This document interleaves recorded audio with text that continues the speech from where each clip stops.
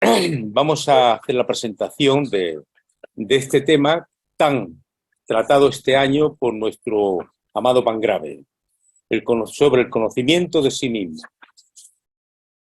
La expresión básica es: conócete a ti mismo y conocerás el universo y a los dioses, que ahora ya entraremos en detalles con ello. Bien. Dice así: la perfecta configuración realizada por el Creador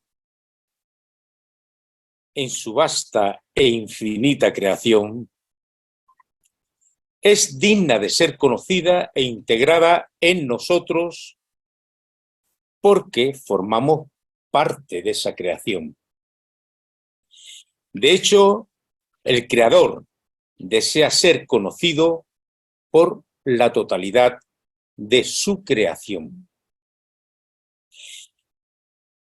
Por una razón muy clara y de peso, concluyente, definitiva, absoluta, y es alcanzar la máxima expresión vibracional en la creación, que es el amor.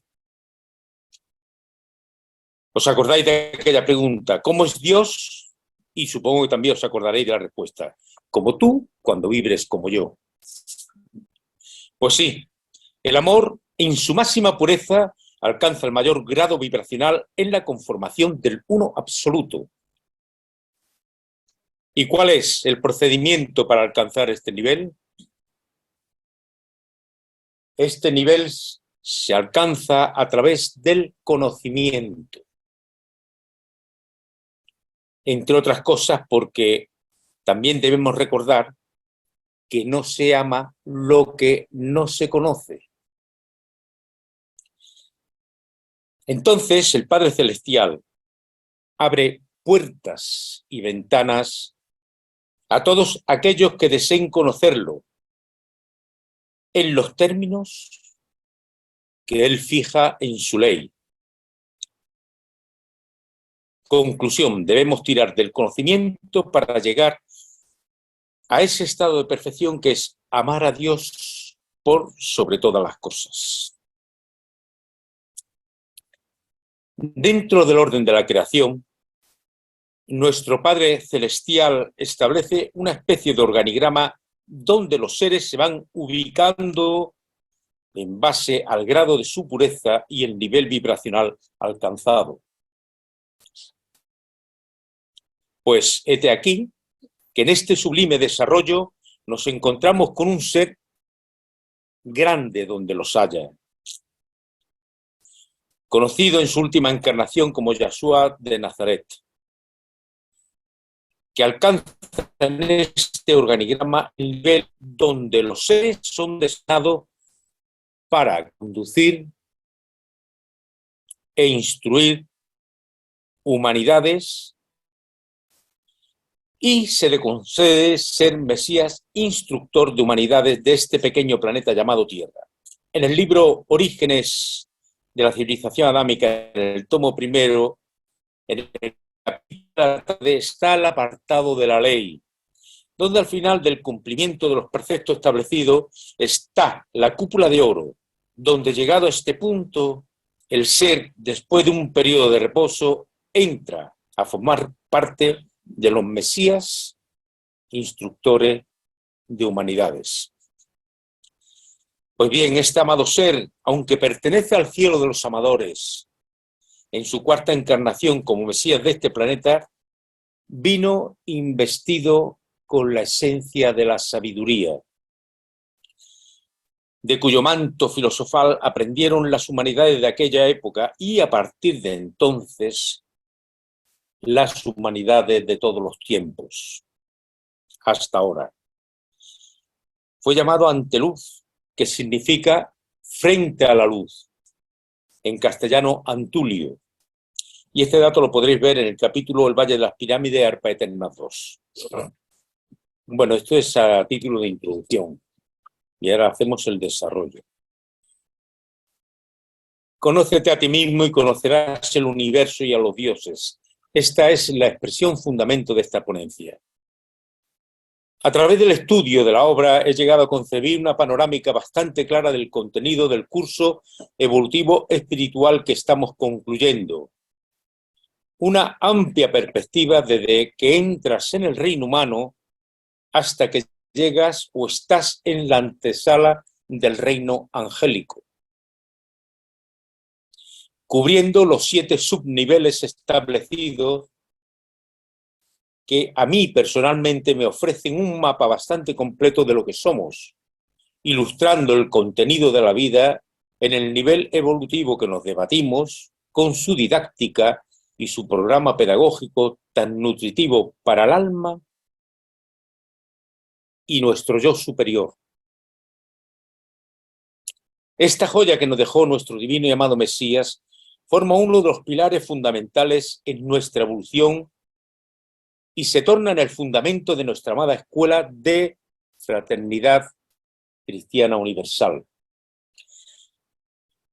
Como bien nos relata nuestro pangrabe Hugo en la biografía de la autora, que dice: radicada desde el año 1932 en una isla del delta bonaerense en la localidad de Tigre, se fundó la escuela Fraternidad Cristiana Universal en el año 1938, siendo sus fundamentos el cultivo interior por el conocimiento de sí mismo y la unión íntima con la divinidad por la meditación conjuntamente con el buen pensar, sentir y obrar. ¿Qué conocemos a través de este conocimiento? Pues como bien explica el capítulo de Llave de Oro, el conocimiento de sí mismo tratará de haceros comprender las múltiples situaciones, sentimientos y vacilaciones que impiden a las almas entrar de lleno en la vida espiritual verdadera. Fijaros la importancia del tema del conocimiento de sí mismo y fijaros la importancia de conocer esta joya, esta obra que nos han dejado en estos tiempos fundamentales y tan especiales para todos los que estamos inmersos en ello, de llegar a conocer cuál es nuestro interno, nuestro sentir, nuestras debilidades, nuestras formas de expresar nuestras, digamos, malformaciones en nuestros desarrollo de la vida, implícito un poco por el patrón conductual que tenemos de cuando nacemos, por nuestros también elementos de herencia de nuestros padres, de nuestros ancestros, y que lógicamente hemos de ir corrigiendo a través del tiempo para adaptarnos a lo que se pide de nosotros. Y para llegar a aquello que dijo el profeta Isaías: mis pensamientos no son vuestros pensamientos, ni mis caminos vuestros caminos. Para acercarnos a esa expresión tenemos que ir conociéndonos a nosotros mismos. Quiero ilustrar con el capítulo La oración del publicano de la llave de oro, componentes básicos y fundamentales que integran la construcción del pilar del que hablamos. Y dice una parte del texto: yo dije, la humildad de corazón que lleva al alma al profundo conocimiento de sí mismo es el primer portal que se abre para introduciros en el sagrado recinto donde habéis de encontraros frente a frente de la divinidad. Bueno, pues ya nos están dando ahí una herramienta fundamental: la humildad de corazón. Y esto no lo hemos escuchado ahora por primera vez. Esto probablemente lo vendremos escuchando de miles de años para acá. La humildad de corazón. Lo que pasa es que ahora debemos acentuarnos en ello para poder llegar a comprender definitivamente qué es el concepto de la humildad de corazón, para poder desarrollar nuestras capacidades, lo que se pide de nosotros, para poder trascender este nivel de evolución. Quiero hacer algo más extenso el contenido de este capítulo de la llave de oro, por lo que supone conocer lo que la divinidad requiere de nosotros en este importante primer apartado que debemos tener en cuenta para el conocimiento de sí mismo.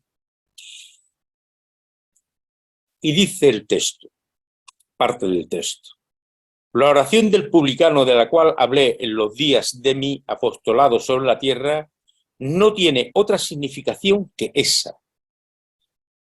Honda prosternación del espíritu ante la grandeza, la perfección y la sabiduría de Dios. Señor, Señor, decía aquel pecador con su frente hundida en el polvo húmedo, con sus lágrimas de sincero arrepentimiento. Sincero arrepentimiento. Quedémonos con las palabras, con el sentido de las palabras, con la significación de las palabras en su profundidad. Sincero arrepentimiento. Señor, Señor, no miréis mis muchos pecados, ni mi gran miseria, sino que soy criatura vuestra, que de su profundo abismo eleva hacia ti su voz, pidiendo vuestro perdón, vuestra indulgencia y vuestra infinita piedad. Que vuestra misericordia derrame un bálsamo divino sobre las llagas de mi alma, que vuestro eterno amor me levante de la pesada materialidad que me aprisiona y me arrastra, para que mi existencia terrestre sea un vivo reflejo de vuestra eterna ley. Antes de penetrar en el secreto santuario de la nupcia divina de vuestra alma con Dios mediante una ferviente oración, deteneos un momento para pasar revista a vuestra conciencia y, si encontráis en vuestro espíritu un resentimiento, un odio, un mal querer, un deseo de venganza, de lascivia, de avaricia, de grandeza, de gloria, de aplausos, no paséis adelante si no sois capaces de quemar toda esa hojarasca seca en el ara sagrada de la inmolación, del sacrificio y del renunciamiento más generoso y completo.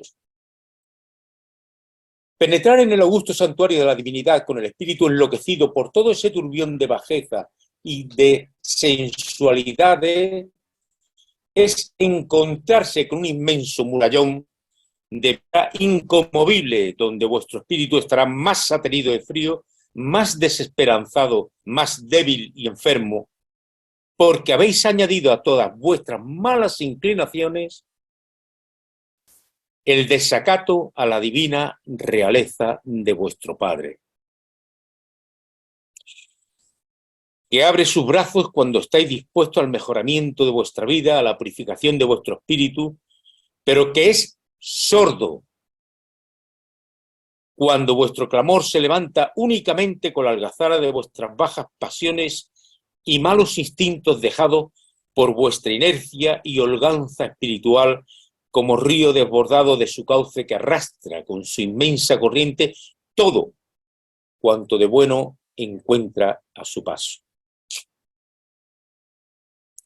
Voy a repetir la frase: el desacato a la divina realeza de vuestro Padre. Fijaros la profundidad de este concepto que nos da la obra. El desacato es el respeto, la desconsideración. Ahora mismo estoy contigo y estoy muy bien, pero dentro de un rato dejo de estar contigo, dejo de estar bien y voy a ser el mismo que era. El desacato a la divina realeza de vuestro Padre. Si deseamos continuar con nuestra proyección hacia niveles superiores de evolución, esto es fundamental que lo sintamos siempre dentro de nosotros, siempre. El sentir del desacato a la divina realeza de vuestro Padre no es solamente de vuestro Padre, porque cuando dice vuestro Padre es todo el uno absoluto. Nuestro Padre es toda la creación, absolutamente toda. Y si tenemos desacato con cualquier otra persona, con cualquier otra cosa, desconsideración y demás, estamos teniendo desacato con Él, porque Él es el uno absoluto. Todos estamos integrados en Él. Por lo tanto, es un tema de al menos reflexión e introspección por nuestra parte y sacar conclusiones, los que tengamos que sacarlas, para poder aplicarlas en su ejercicio en el día a día de la vida, en el devenir de la vida. No son palabras vanas. El desacato es la falta de respeto al Padre. El despadre es todo. Por lo tanto, el desacato es con todo. Y después nos dice, mas entrad sin miedo a prosternar vuestra alma ante Dios para decirle desde lo hondo de vuestro corazón, ardiendo como una hoguera en amor por vuestros semejantes. Repito, como una hoguera en amor por vuestros semejantes. Padre mío, antes de llegar a vuestra grandeza, mi alma quema en el altar santo de la inmolación y del sacrificio todas las inclinaciones funestas, mis deseos desmedidos, mis ambiciones groseras y mis pensamientos en pugna con tu luz eterna. Orar de esta manera es entrar como hijo en el alcázar grandioso de su Padre, donde podrá recoger a su elección todo cuanto él tenía reservado como precioso galardón para quien, con su esfuerzo y decisión, lo hubiese merecido. Orar de esta manera es levantar una oleada de amor y simpatía en los elevados planos espirituales de los seres que nos aman inmensamente y que nos esperan con los brazos abiertos. Orar de esta manera es hacerse dueño de los tesoros de la divinidad, porque nuestro espíritu se pone a tono con las legiones de espíritus del bien. Al terminar vuestra oración y al empezar un nuevo día de vuestra jornada terrena, decid siempre: hágase vuestra voluntad, Padre mío. Tomad de mí cuanto queráis y dad en cambio vuestra sabiduría y vuestro amor. Bendito seáis vos, Dios mío, bendito seáis. Orad así, hijos míos, y os prometo una vez más la felicidad, la paz, la bienaventuranza eterna que comenzará para vosotros aún en medio de destierro material. Esto está en el capítulo de la oración del publicano, en el libro de Llave de Oro. Y se puede decir más alto, pero no más claro.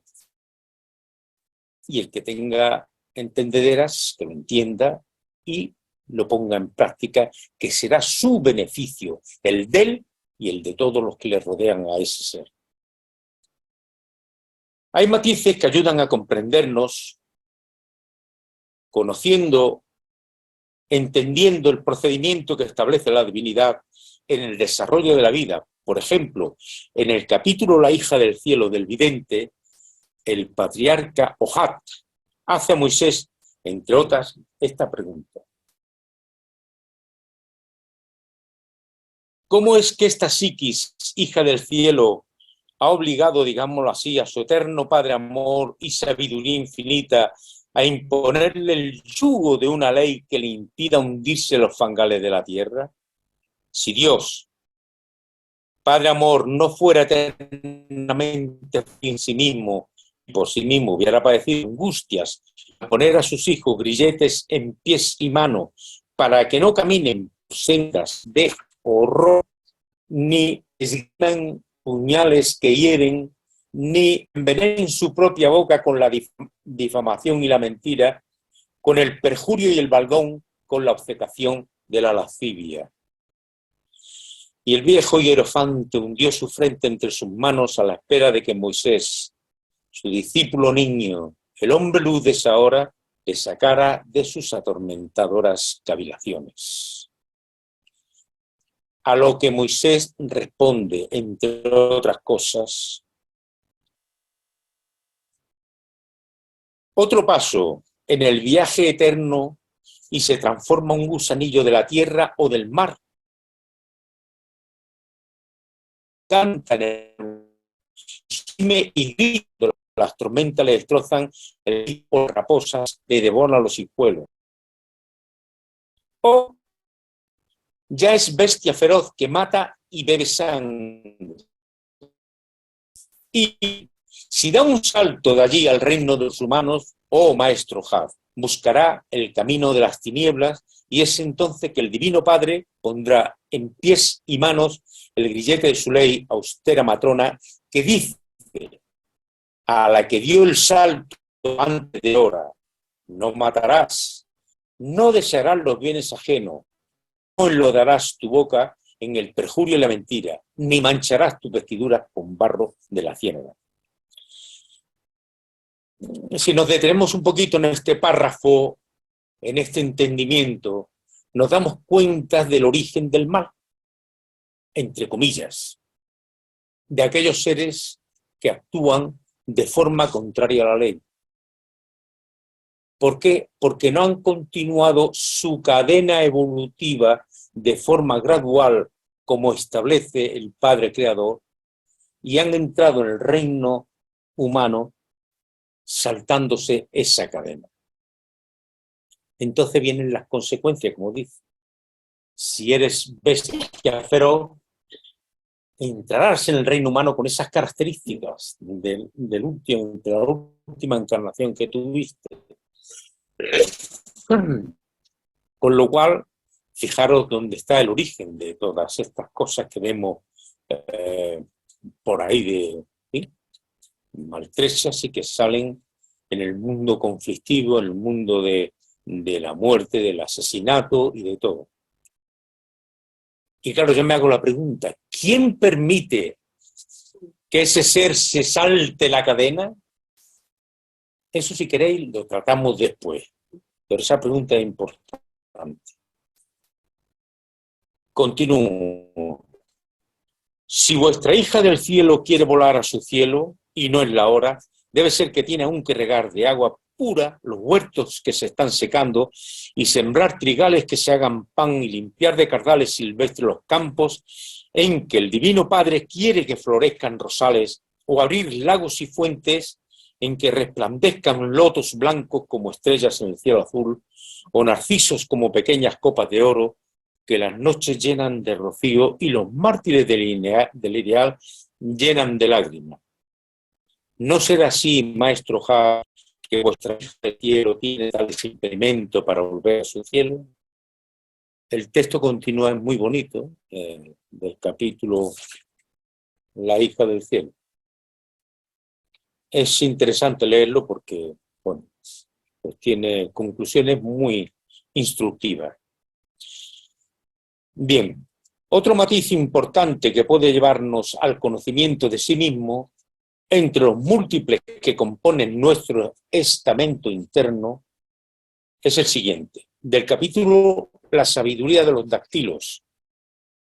Hay una parte del capítulo que dice: los fuegos magnos impulsaron a las antorchas vivas hacia el vacío más cercano en el infinito piélago azul, donde la sustancia etérica estaba en condiciones de ser fecundada por la energía eterna.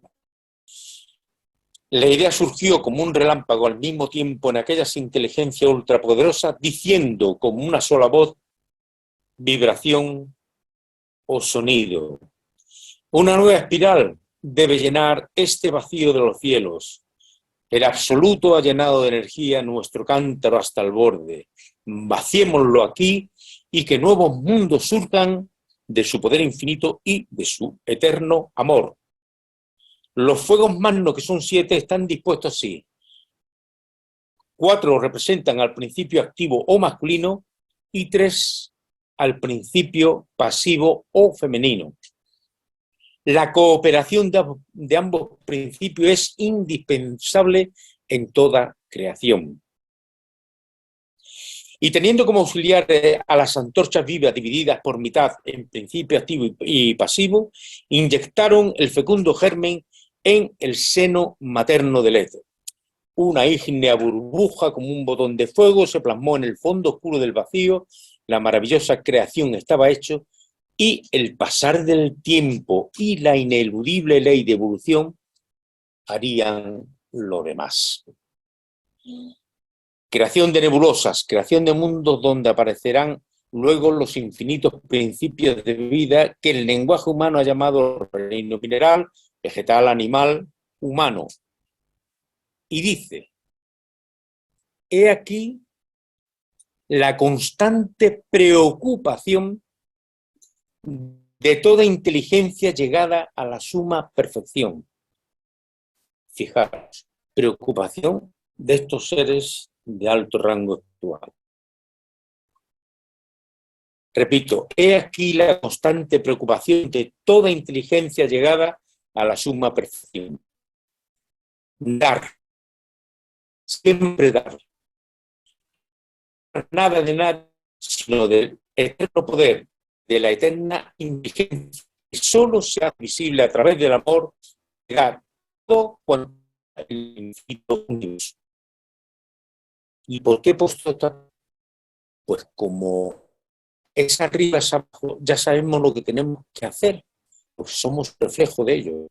Dar, siempre dar sin esperar nada a cambio.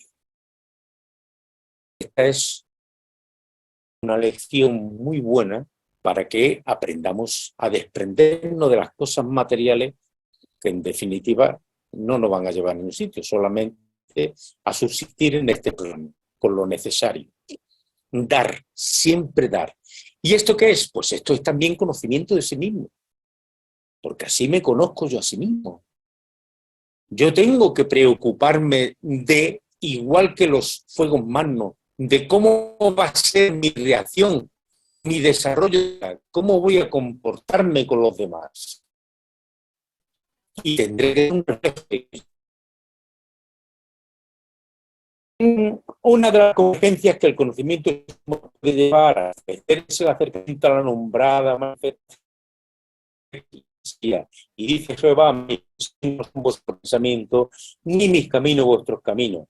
Si la expresión de nuestro amado maestro Antulio es conócete a ti mismo y conocerás el universo y los dioses, se puede pensar y sentir que estamos conociendo al uno absoluto. Por lo tanto, nuestros pensamientos se están acercando a sus pensamientos y, lógicamente, nuestros caminos serán sus caminos.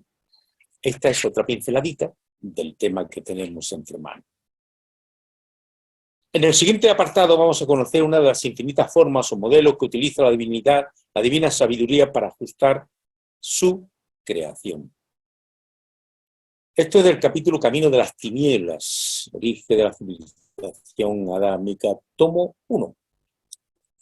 Las inteligencias superiores encargadas de propender a la evolución de los seres les encauzan por caminos y circunstancias que les facilitan esta evolución. Caíno era un espíritu ya viejo, originario del planeta Polus, donde las encarnaciones de poderío y de grandeza le habían dejado vegetar por siglos y siglos, sin avance ninguno de su progreso individual. Intelectualmente estaba bastante cultivado, pero grandemente retrasado en su evolución moral. Profundamente egoísta y de un orgullo desmedido, se juzgaba a sí mismo como una luz. Y en el campo intelectual lo era. Y casi siempre esta clase de espíritus son enviados a mundos inferiores para impulsar la evolución intelectual de razas primitivas, mientras a su vez van adquiriendo, a fuerza de repetidas pruebas, un poco más de conocimiento de sí mismo, en lo cual está involucrada la ciencia espiritual verdadera que descubre al hombre lo que es y no lo que cree ser. Fijaros qué maravilla de la creación, ¿verdad? Utilizan seres que están muy desarrollados en un orden, quizás la parte más oscura, para que vayan aplicando esos conocimientos ahí abajo, para que la gente vaya aprendiendo a tener esas capacidades. Fíjate tú, este tío cómo dirige, cómo organiza, qué capacidades tiene, qué tal, y van enseñando. Y paralelamente o complementariamente, este ser va intentando alcanzar a través del conocimiento de sí mismo niveles de moral superiores. La verdad es que en Caíno la cosa estuvo muy chunga, pero sin embargo fijaros que hay, cuando hemos leído la historia de este ser, sentía debilidad por la madre y se entregaba a la madre, y sentía amor por la madre, por Evana, y ahí se perdía, y como se perdía el tío cerraba la puerta y decía, no, no me interesa, me voy. Cuando él se sentía débil, se quitaba del medio, porque no le interesa, porque él quería seguir siendo orgulloso, prepotente, quería seguir marcando pautas, imponiéndose a los demás. Y entonces se iba, pero siempre con la madre, pues era débil. Y por último, este ejemplo que juntamente lo que ofrece para el alma, con este componente se curaban los cuerpos. Este poquito, mi querido y entrañable hermano biológico. Escucha.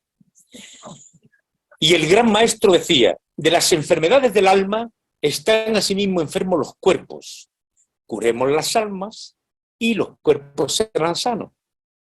Eso lo dijo el maestro. Bien. ¿De qué medios usaría el gran médico de almas? Sometía a 7 días de soledad en el Hortus Conclusus y le sugería la absoluta necesidad de examinarse cada día, hasta descubrir todas las debilidades, imperfecciones y deficiencias en que incurrían más frecuentemente. En 7 días de meditación y estudio de sí mismo, al par que eran estudiados por el médico espiritual, hasta llegar a la condición de que llagas morales eran causa y origen de los diversos estados morbosos y anormales que les traían dolores y trastornos físicos. Y a la vez la desdicha que en su vida de relación recogían como abundante cosecha, haciendo en su propia vida y de otras vidas un tormento enloquecedor.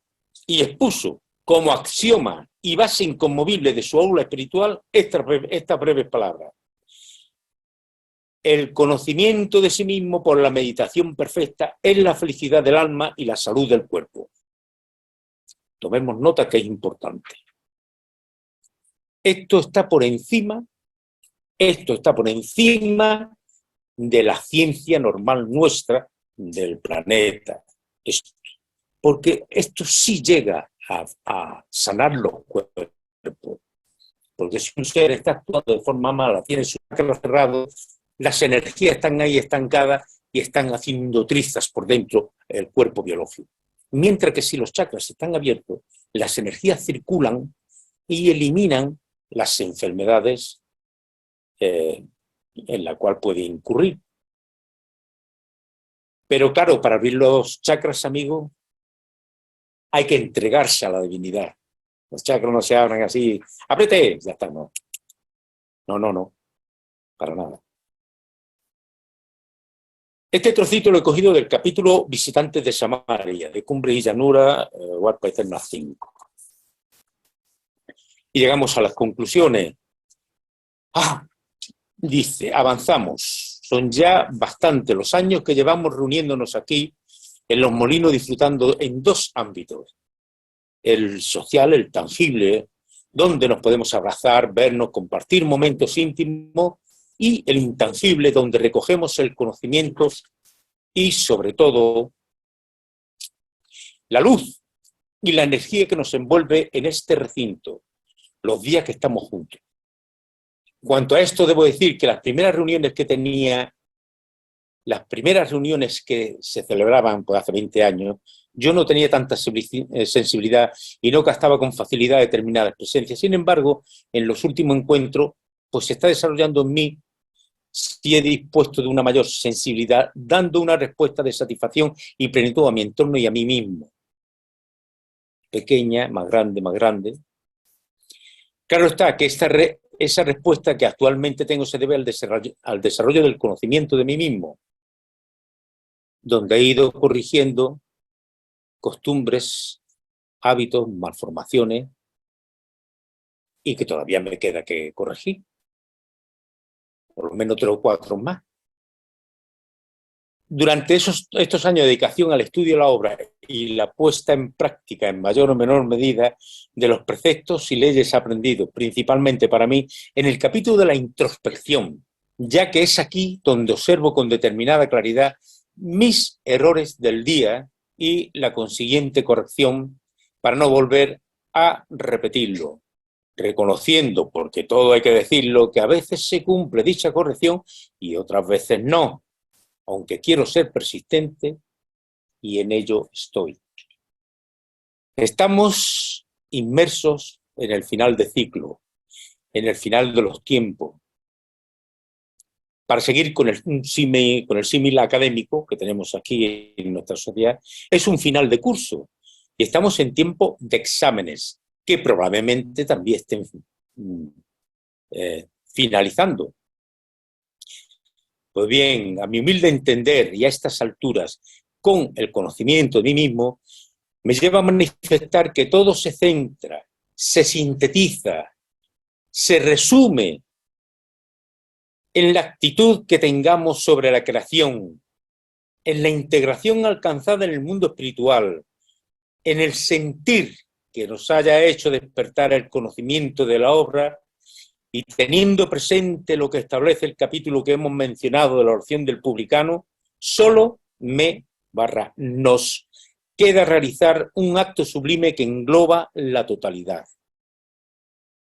Y es la entrega absoluta a la voluntad del Padre. Llegados a este nivel, esto sí lo comprendemos bien. Yo creo que no tenemos duda en esta expresión. La entrega absoluta a la voluntad del Padre.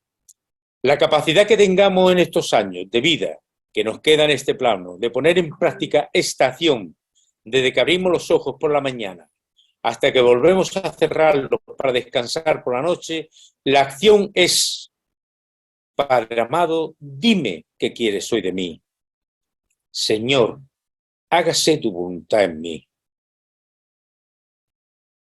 El dejarse llevar por esta entrega probablemente sea la magia que nos conduzca a los mundos de